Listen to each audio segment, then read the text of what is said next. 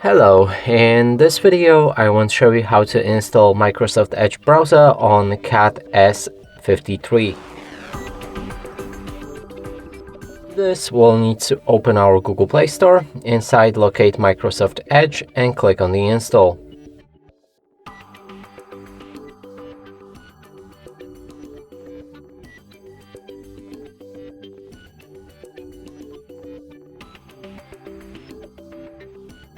When it's ready, you'll be able to open this app, and right here we can begin a setup. So there's a little introduction that you can go through if you want to learn more options. I'm gonna skip it.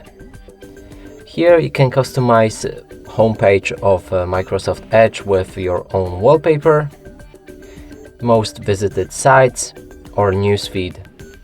Click on next. Then sign in to turn on synchronization.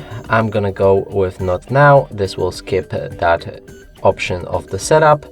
Lastly, set Microsoft Edge as a default browser.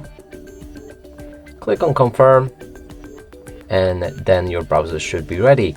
And that's it for this video. Hope you like it. Please consider subscribing to our channel, leave a like and a comment below.